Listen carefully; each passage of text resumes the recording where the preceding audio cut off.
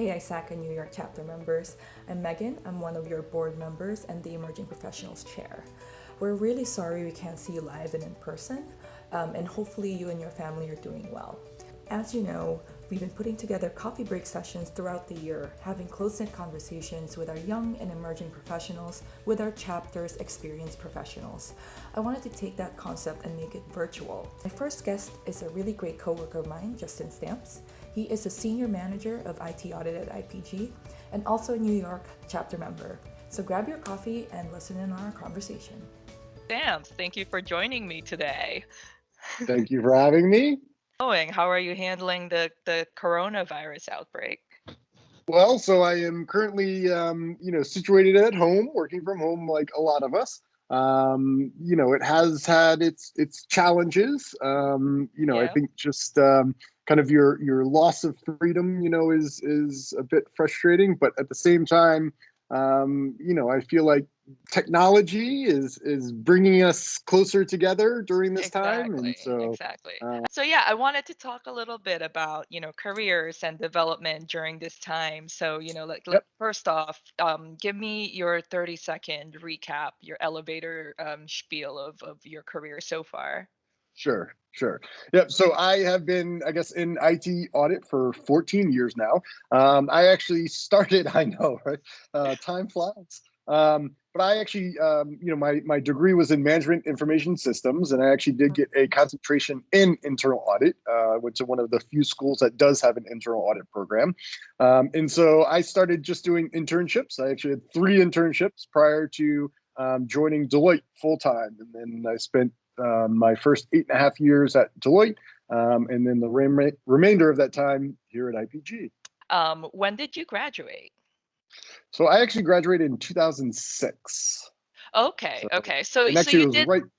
Yeah, you did catch a little bit of that recession period. How did that go for you in 2008?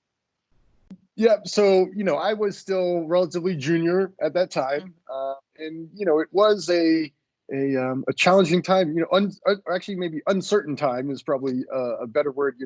We in the consulting world, you are, I guess, hired by these other companies, and when they stop spending, then it puts kind of your job or projects on the line, and so it was a time where um, didn't really know if I was going to have a job the next day or not have a job the next day. I think Exactly. one thing that I remembered then, and I would even remember now, and something like this, there is always a demand for hard workers and intelligent people. And so just because we're going through something now where it may seem uncertain, you know there will always be a need for people to do these jobs, especially Yeah, like of I had mentioned, course. technology, right? Yeah, yeah, I yeah. mean, it's growing more and more, and so it may seem a little daunting now, Yeah. but we will get through this, and And I almost feel like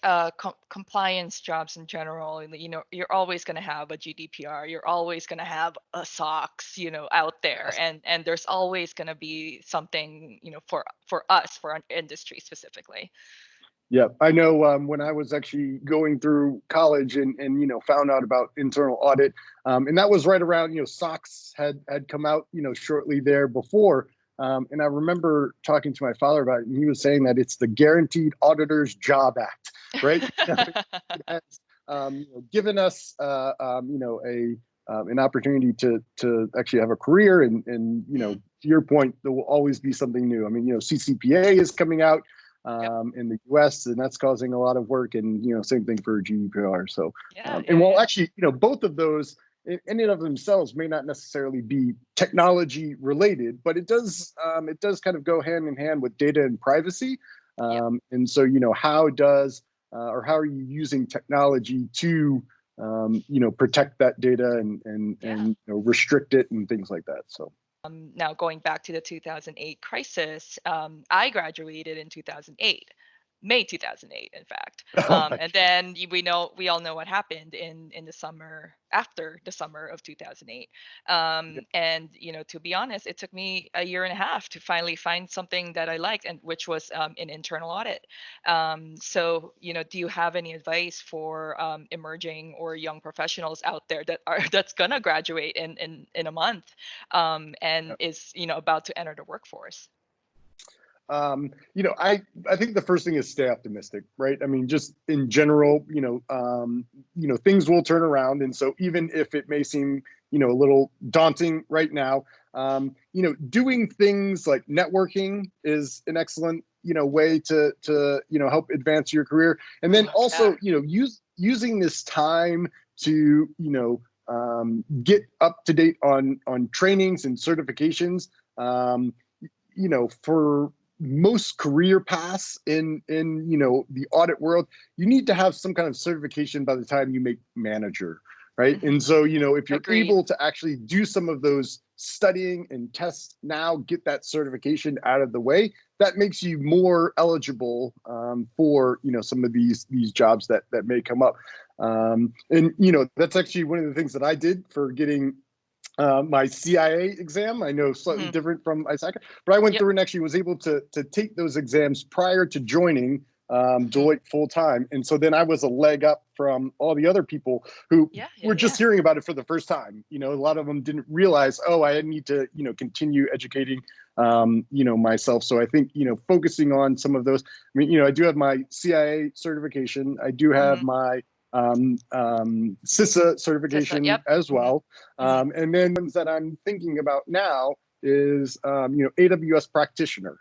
So, slightly different from, your traditional ones that maybe are more in theory. AWS in the cloud is another technology that is, that's being taking pushed off forward, right? tremendously. Especially in a time like this, right? I mean, we're understanding, what is kind of that emerging technology, and making sure that you have that. But then, getting some of the basics like your certified, information systems auditor exam out of the way, or some of those other ones. So Yeah, I and think I'll agree with that sentiment there, because as you're graduating college or entering the workforce, you still have that sort of capability. You have that study mentality, oh, versus when you're in the workforce for a couple of years. From then, and then you take the certification, it's so difficult to just kind of sit down and focus and study. So candidates out there who are about to graduate, keep that in mind as you kind of enter the workforce. and it becomes more and more difficult the longer you wait, right? Because as you advance in your career, you're going to have more responsibilities, you're going to have a full-time job to do, and then you're going to have to go home and study on top of that. And so if you do have the ability to do it. And let me just segue back to the present a little bit. So you're a senior manager now, as well as I, and we've gone through several iterations of looking at resumes and reviewing resumes. What do you generally look for in IT audit for a great candidate? Having a one-page resume, I think, is it's like sometimes I'll get 2 or 3 pages of someone that has just started their career, and I'm thinking, you haven't done enough, right, to have where warrant 2 or 3 pages. I mean, me, being in this career for 14 years, my resume is still one page, right? So I think it's first having that resume in a clean, concise, format. And the resume is going to get you the interview, right? And that's where you're going to have your technical skills and stuff like that. But the soft skills, right, is what's going to get you the job. And really, that's what's going to get you promoted as well. So, you have to be able to have, relevant information on your resume, and make sure that it's not overwhelming, right? I mean, I can usually get a picture pretty quick of somebody reading the resume, going on to LinkedIn, going on to Facebook, right? And that's actually, I think, one of the important pieces I'll mention. I do look at all the people that I interview on social media. And so, if you're at a time where you're looking for a job, make sure to lock down your social media, go through, delete old pictures, right, that you may not even know exist. Agreed, 100%. And it's like those little things that maybe you don't necessarily even think about when you're putting that together. So I would say have your resume line up to what your LinkedIn profile is. Have a Yep. nice picture of yourself so it shows that you're professional. I think those are some good tips right there. Just a couple of things on top of that. I kind of look for self-starters, or just like someone who can, analyze and critically think. And in that first layer of interviews, I like someone who's asking a lot of questions and seemingly just kind of passionate about, what they're going into. Yeah, Lots of questions about the company, lots of questions about like what the role is going to be, and if and you can hear it in their voice too. yeah, So those are just some of the things that I pick up. And of course, the technical skills are always going to be there, but you can kind of test that at a layer deeper than the first round. yeah. And I mean, some of the things that I like to do just on my day to day, which I feel like would help someone who is going into an interview with someone who may be I've done this for a number of years. I like wired.com, right? I'm on their daily email list, and it's just these daily technology reminders, what's going on in the world, what viruses might be out there, I guess, computer or otherwise. But Good one. staying up to date. Yeah, thanks. Staying up to date on what is happening in the world, right? So it's like, instead of just saying, tell me, what is my day like? What would my day to day be? It's like, well, it's a little boring. I mean, that's all going to be kind of the same. It's like, I'll give you work, you do the work, right? But if you go in there with questions about, how is your company addressing, this vulnerability that was just, announced? It's a, wow, okay, so not only do you have kind of the education in that background on your resume, you're staying current with the events that are happening in the world from a technology perspective. So Yeah. Any lasting advice for everyone out there, especially like our most current event of the month is coronavirus, and all of this uncertain times. So any lasting tips and advice for everyone out there that's, going through the same thing?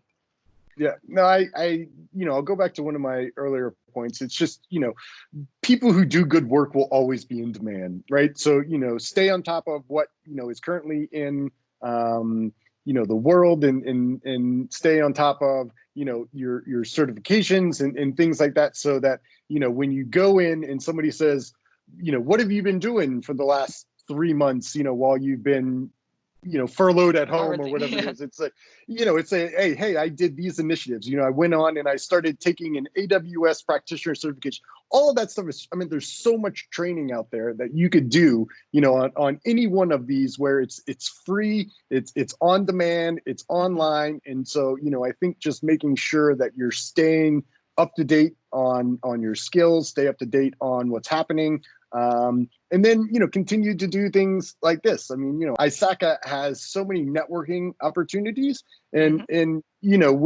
when you're looking for any kind of edge, right? It's a, who do you know? And if you're able to just find that one Exactly. person that can kind of help you out, and it's a huge help. So Yeah. All right. Well, thank you very much for your time, Justin. Much, much appreciated. And hope I absolutely see you happy to at be some here. point.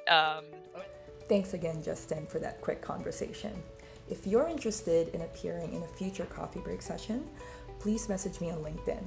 Thanks for tuning in, and we'll see you at our next ISACA event.